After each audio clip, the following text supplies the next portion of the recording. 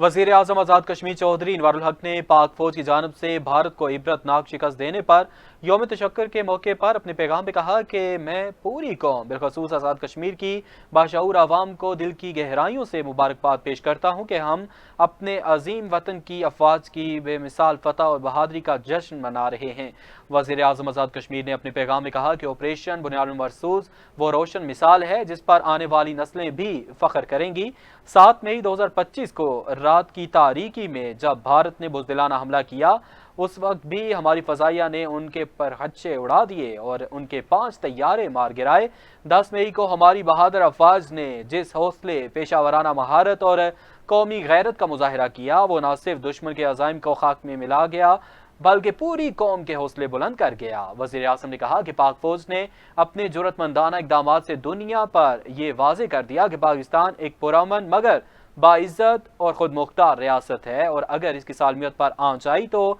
जवाब पत्थरों से नहीं फौलाद से दिया जाएगा। उनका कहना था कि यौम तशक्कुर मनाते हुए हम उन अजीम शोहदा को भी खराज अकीदत पेश करते हैं जिन्होंने वतन की खातिर अपनी जानों का नजराना पेश किया। हमारी दुआएं उनके दर्जात की बुलंदी और उनके अहल खाना के लिए सब्र इस्तकामत की दुआ के साथ वाबस्ता हैं। उन्होंने मजीद कहा कि तमाम मकातबे फ़िक्र यौम तशक्कुर की तकरीबात में भरपूर शिरकत करें, अफवाज पाकिस्तान के साथ मिलकर और मुकम्मल यकजहती का इजहार करें और कश्मीर की आज़ादी और पाकिस्तान की तरक्की के लिए दुआएं करें।